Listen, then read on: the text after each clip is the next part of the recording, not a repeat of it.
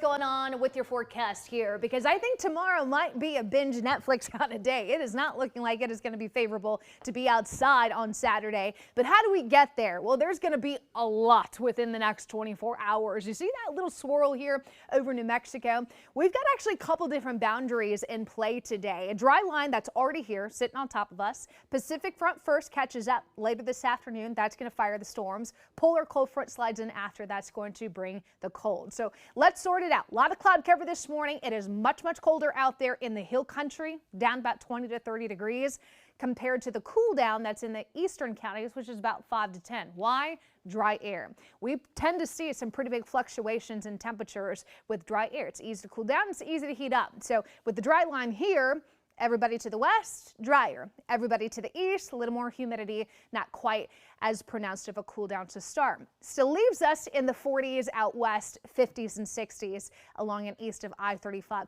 I would still grab that light coat and make it a raincoat because we've got storm chances filling in as early as late morning with some spotty rain. Thunderstorm chances, I think, kick in around midday and continue as we get into the early to mid-afternoon. Temperatures not quite as warm as where we've been. Low 60s, we'll probably hit that, or excuse me, low 70s, we'll probably hit that early, and then see temperatures fall quite quickly with those storms. So when can we expect the thunderstorms? Well, it's not going to happen this morning. This morning, I think in general, cloudy skies, maybe a couple spots of rain by the time we hit 10, 11 a.m.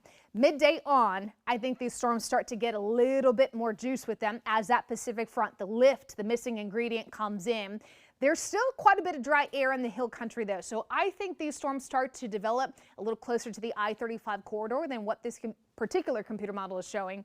But you're noticing 1, 2 o'clock this afternoon, we've got the storms in and around the area, holding on to the eastern counties until later tonight they're done, and they're not going to come back for the weekend. Problem is, with the lift and all the ingredients in place, some of those storms might be spicy. We do have a low severe threat, 1 out of 5 in dark green, 2 out of 5 in yellow.